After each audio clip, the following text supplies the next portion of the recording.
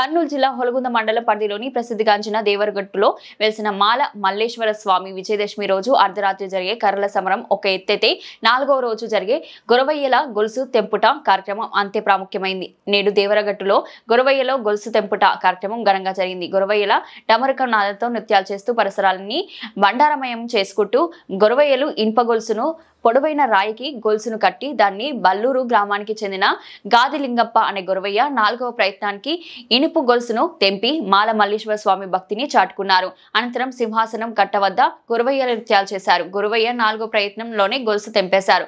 ఇలా తొందరగా గొలుసు తెగితే ప్రజలకు మేలు జరుగుతుందని, పంటలు సమృద్ధిగా పడతాయని భక్తుల విశ్వాసం. ఈ కార్యక్రమాన్ని తిలకించడానికి నెరనికి తాండా, కొత్తపేట గ్రామాలతో పాటు కర్ణాటక రాష్ట్రాల నుండి కూడా వేలాది మంది భక్తులు తరలివచ్చారు. భక్తులకు ఎలాంటి అవాంఛనీయ సంఘటనలు జరగకుండా పోలీసులు భద్రతా ఏర్పాట్లు చేశారు.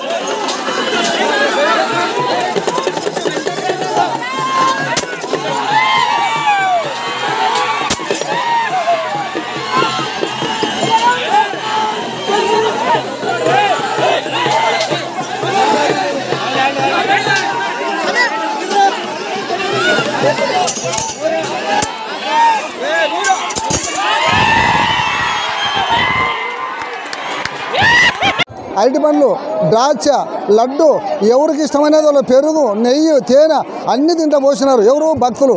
ఆ భక్తులు ఎవరు పోసినారు? మల్లయ్య స్వామికి పోసినారు. మల్లయ్య స్వామికి అక్కడ గొలుసు తెగిపోయిన తర్వాత వారు వచ్చి అక్కడ ఆ గొరవయ్య ఈ పాలు మూత కుట్టుకొని తాగుతాడు.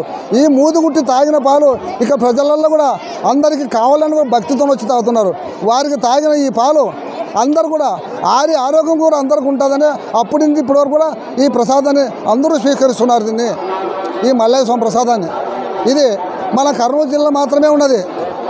హొలగుంద మండలం, కర్నూలు జిల్లా, దేవరగట్టు మాల మల్లేశ్వర స్వామి ప్రసాదం ఇది. ఈ ప్రసాదాన్ని ఎంతో భాగ్యంతో ప్రసాదిస్తున్నారు. దీన్ని ఈ పాలు తాగితే ఎటువంటి ఆరోగ్యము కూడా, ఆసుపత్రి పోయినోడు కూడా ఒక సుక్క పాలు వేసినా కూడా ఆరోగ్యం బాగుందని పెద్దలు చెప్తున్నారు. దీన్ని మనం కాదు, పూర్వీకులు చెప్తున్నారు.